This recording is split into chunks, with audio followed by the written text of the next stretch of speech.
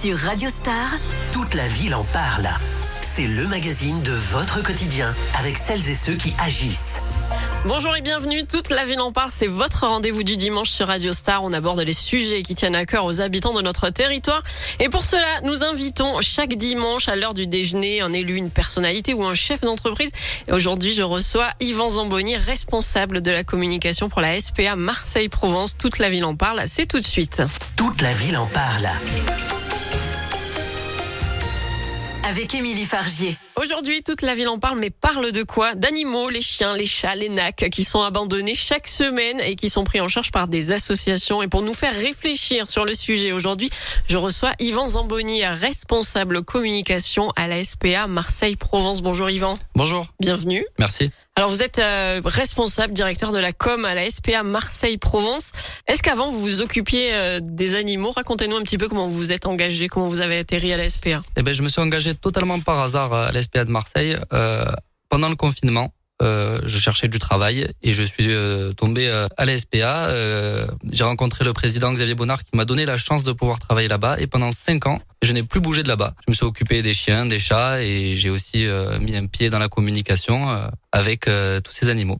Quel est votre rôle au quotidien? Comment on s'occupe de la com à la SPA? Alors c'est assez chargé parce que on essaye de diversifier notre communication sur les réseaux pour pouvoir promouvoir nos animaux, qui se fassent plus facilement adopter, pour aussi parler de nous, demander de l'aide quand on en a besoin et raconter notre histoire. Comment ça fonctionne la SPA? On se demande souvent, c'est des dons, des aides des institutions, vous êtes subventionné, comment ça se passe? Alors nous, à la SPA de Marseille, on est totalement indépendant. C'est-à-dire qu'on vit uniquement des dons et des legs des personnes qui veulent bien nous faire des dons. D'accord. Vous travaillez peut-être aussi avec, des vétérinaires, des toiletteurs, des comportementalistes animaliers. Eux, ils vous font payer? Totalement. Nous, on a nos propres vétérinaires à la SPA de Marseille et on travaille aussi avec des vétérinaires spécialisés à l'extérieur, notamment pour le comportement des chiens. On voit des comportementalistes. Pour tout ce qui est toiletteur, tout ça, on a de la chance d'avoir des bénévoles qui s'en occupent. Mais c'est vrai qu'on travaille aussi avec beaucoup d'acteurs extérieurs. Alors là, on est à l'approche de l'été, c'est toujours une situation un moment un petit peu critique pour les refuges. Actuellement, là, il y a combien d'animaux en ce moment au refuge? Là, actuellement, on a environ une centaine de chiens, plus de 150 chats, et à ça, vous rajoutez tous les nouveaux animaux de compagnie qu'on appelle les nacs, et nos animaux de la ferme, parce qu'on a aussi des chèvres, des cochons, des fois des moutons. On a un peu de tout à la SPA. Tout le monde peut adopter les animaux de la ferme? Alors, oui et non. Ah oui. On va mettre une chèvre dans un appart quand Exactement, même. Voilà, le gros cochon qu'on a qui fait 150 kilos, il pourra pas aller n'importe où. Oui, je me doute. Quelles sont les espèces les plus touchées par les abandons? On pense aux chiens en premier, mais je sais pas, les lapins, les hamsters, les chats. Alors totalement, c'est les nacs de plus en plus parce que on pense que c'est des animaux faciles à entretenir, mais c'est quand même du travail, donc ils reviennent souvent dans les associations et dans les refuges. Après, évidemment, les chats et les chiens, ça restera les plus gros abandons qu'il y a. Quelles sont les principales causes d'abandon? Alors, les principales en ce moment, ça sera des raisons financières, mais après c'est souvent des questions de temps et les gens n'ont pas le temps de s'occuper forcément de leurs animaux. Mais ça se réfléchit avant normalement. Est-ce que le nombre d'abandons a évolué ces dernières années en bien ou en mal, je sais pas? Il est en constante augmentation. Malheureusement, nous on a de plus en plus d'abandons chaque année et on a du mal à lutter contre les abandons. Comment d'ailleurs vous sensibilisez les gens à la cause animale? Comment leur apprendre, comment les éduquer pour ne pas qu'ils abandonnent?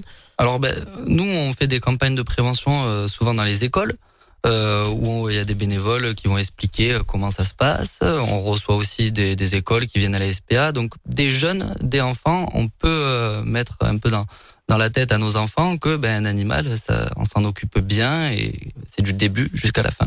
Et pour les adultes, ça se passe comment? Pour les adultes, c'est toujours pareil. On utilise beaucoup les réseaux sociaux maintenant.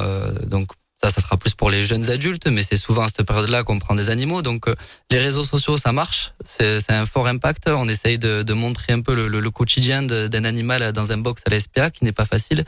Et des fois, ça fait réfléchir. Exactement.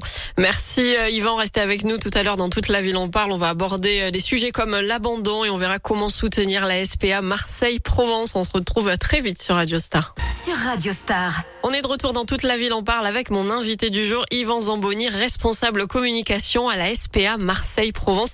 On va continuer à parler de la cause animale. On le rappelle, vous le disiez tout à l'heure, environ 500 animaux présents au refuge de la SPA Marseille-Provence en ce moment. Lorsque des gens viennent adopter, comment être sûr que ce sont les bonnes personnes ? C'est un travail assez difficile. Nous, on a des animaux qui sont plus ou moins faciles à faire adopter. Donc, on va aussi faire des prévisites chez les gens. Les bénévoles se déplacent directement chez les adoptants pour voir si la situation correspond à l'animal qu'ils vont adopter. Il y a des chiens, par exemple, qui ont besoin d'un extérieur, d'autres qui n'ont pas besoin d'extérieur. Et on va toujours vérifier si derrière ça colle et on peut faire partir les animaux chez ces gens-là. Après, il y a des sujets plus sensibles avec des chiens catégorisés. C'est ça. Nous, à l'SPA, on a la chance de pouvoir accueillir les chiens catégorisés et les faire adopter. Ce qui n'est pas le cas dans tous les refuges. Et on va vraiment faire un travail de suivi d'adoption. C'est-à-dire que même 3 mois, 6 mois, 1 an après, on sera toujours là pour prendre des nouvelles. On a toujours contact avec tous les adoptants et on fera toujours attention à ce que deviennent nos animaux. Le suivi, ça marche pour tout le monde, pas que pour les chiens catégorisés. Ça marche pour tout le monde. On sait très bien que pour un chat, si ça se passe bien, on va pas non plus appeler les gens toutes les semaines en leur disant ça va, tout va bien. Mais on a des animaux qui sont un peu plus à risque, un peu plus particuliers, avec des comportements un peu plus compliqués. Eux, c'est vrai qu'on va les suivre de près, en tout cas, jusqu'à qu'on sente que c'est bon, tout va bien. Lorsque vous laissez partir un chien ou un chat en adoption, c'est un soulagement évidemment pour l'animal, pour vous peut-être aussi. Il n'y a pas un petit pincement au cœur, vous vous attachez quand même aux animaux. Si, surtout, on pratique une politique zéro euthanasie à la SPA de Marseille. Donc on peut avoir des animaux qui restent longtemps avec nous. Et nous, nos animaux, comme je vous le dis, c'est nos animaux. On s'en occupe comme si c'était les nôtres. Donc forcément, quand il y en a un qui part au bout de 2 ans, 3 ans, si tous les jours vous l'avez vu, vous avez passé du temps avec, c'est comme le vôtre. Donc vous êtes content pour lui, vous êtes soulagé, mais vous dites ça tâche quand même. Oui, exactement. Est-ce que vous organisez des journées portes ouvertes, par exemple, pour que les gens puissent venir visiter, voir des chiens, des chats ? Alors, journée portes ouvertes à proprement parler, non, parce qu'on est ouvert quasiment tous les jours, sauf le lundi. Donc, tout le monde peut venir, mais on organise certains événements. On organise des lotos. Chaque Noël, on organise le Noël des animaux. Ça fait déjà 2 ans qu'on le fait et c'est vraiment sympa. Et on organise aussi des événements extérieurs à la SPA, des courses avec les chiens. On fait pas mal de choses pour changer du quotidien habituel du refuge et pouvoir montrer les animaux sous un autre angle. On va parler un petit peu maintenant des dispositifs de la loi française pour la protection des animaux. Est-ce que c'est suffisant selon vous ? Alors, il y a des textes de loi qui sont écrits. Est-ce qu'ils sont appliqués ? Pas forcément. C'est toujours pareil. Si nous on fait beaucoup d'enquêtes, on arrive à attraper les gens avec la police, en partenariat avec la police. Ces gens-là ne sont pas forcément condamnés. Je vous donne l'exemple d'une Rottweiler qui a été tuée à coup d'injection de Javel il y a 1 an et demi, qu'on a récupéré et qui est morte malheureusement. La personne n'a pris que 600 € d'amende. Ah, c'est tout? Même pas un peu de prison avec sursis, rien du tout? Une interdiction à vie d'avoir des animaux, mais on a déjà des sources qui nous disent qu'elle a repris des chats. Oui, voilà, comment vérifier après qu'elle ne reprend pas. Ouais. Ou par exemple, pour rester encore plus local, à Allo, en mai dernier, ça fait 1 an, j'ai récupéré un chien qui s'appelait Spike, ça fait beaucoup parler sur le net. Il a été tué à coups de fusil dans la roue des Thermes, à Allo. Ah oui, et c'était commandité par la propriétaire du chien. Ah bon? Qui l'a fait tuer par 2 braconniers. Alors qu'elle aurait pu l'apporter au refuge de la SPA, tout simplement. Bah, vous savez ce qu'elle a eu? Rien. Rien? Rien. Elle a pris une amende et c'est tout. Ah oui, hallucinant. Pas de prison, rien du tout. On va rester à Allo avec un sujet un petit peu plus joyeux. La commune d'Allo a obtenu le label Ville Amie des animaux, la plus haute distinction de 3 pattes. Ce label est attribué par la région Sud. Il récompense les actions menées en faveur du bien-être animal, de la protection aussi de la biodiversité.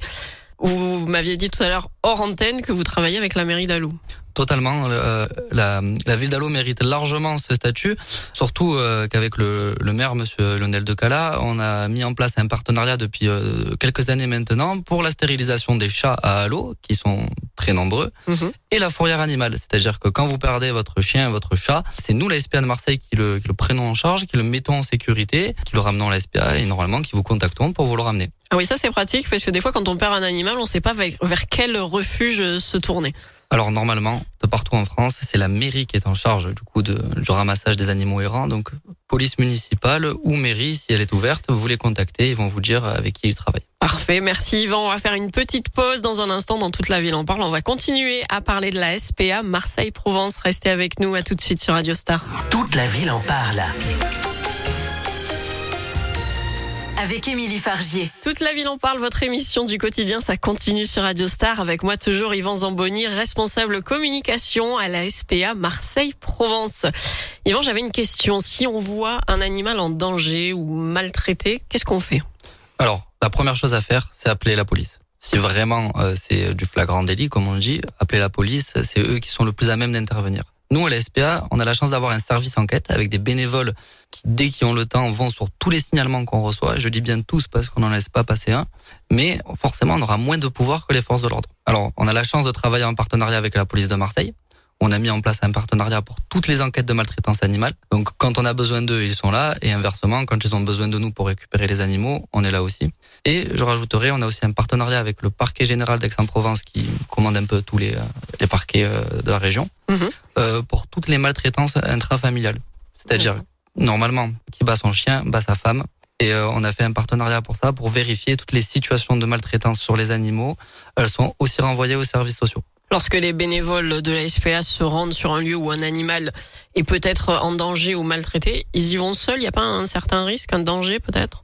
Ça dépend. Nous, on va toujours faire une enquête de voisinage, voir un peu si on arrive à voir des choses de l'extérieur. On y va toujours avec une approche, on va dire entre guillemets, pacifique. Si on sent que c'est tendu, notamment selon les lieux où l'on va, on y va directement avec la police. Si par contre on sent qu'on peut le faire et qu'on peut par exemple négocier une cession d'animal sans passer par la police, etc., on va le faire aussi. Quels sont les critères de maltraitance? C'est un chien qui est attaché jour et nuit au même endroit, un chien qui a une laisse trop courte, un chien qui n'a pas d'eau, c'est quoi? Alors ça peut être plein de choses. Il y a la négligence et la maltraitance. Mais la négligence devient maltraitance quand elle est trop avérée.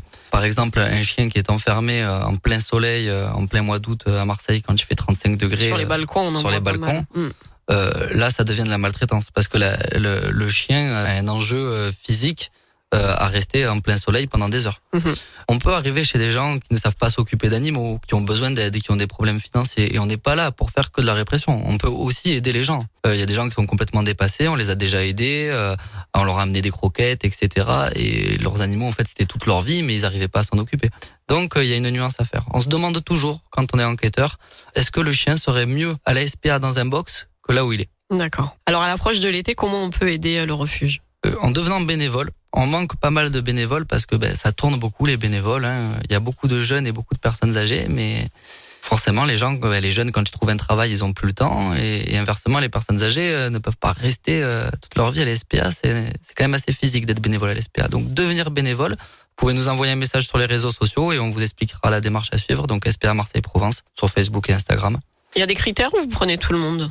On prend tout le monde. Prenez tout le monde? Oui, du moment que vous avez du temps à donner pour les animaux et que vous aimez les animaux, il n'y a pas de souci.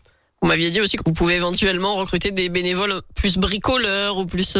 Exactement, le bénévolat, c'est pas uniquement sortir les chiens et caresser les chats. Vous avez pas mal de choses à faire à l'SPA. Le refuge est assez vaste, donc il y a toujours du bricolage à faire, débroussailler les enclos des chiens, des chèvres. Il y a beaucoup de métiers différents qui rentrent dans la SPA. Il y a les dons aussi. Qu'est-ce qu'on peut vous apporter pour aider les animaux? Alors, les dons, on récupère beaucoup les couvertures. Même en été, on les récupère parce que on fait un stock pour l'hiver et puis il y en a qui servent quand même pour les chats, pour les chatteries, etc. On récupère tout ce qui est croquettes, alimentation ou alors harnais, laisse pour chien, toutes ces choses-là on va pouvoir récupérer. Donc tous les dons physiques et aussi je pense aux petites piscines en plastique pour l'été. Oui, des petits bacs à sable. Oui, c'est ça. Je vois. On s'en sert beaucoup et forcément les chiens qui s'ennuient vont tendance à les détruire parce qu'ils s'ennuient. Donc pareil, les piscines on les fait beaucoup tourner, on en a vraiment besoin.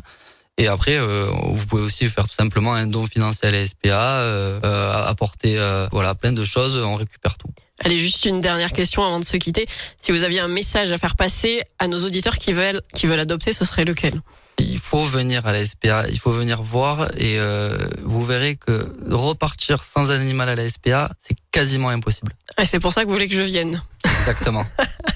Merci Yvan d'avoir répondu à mes questions. Merci à vous. Je le rappelle, Yvan Zamboni, directeur de la communication à la SPA Marseille-Provence. Si vous avez raté l'émission, le podcast est dispo sur le site radiostarsud.fr. On vous souhaite un beau dimanche à l'écoute de Radio Star.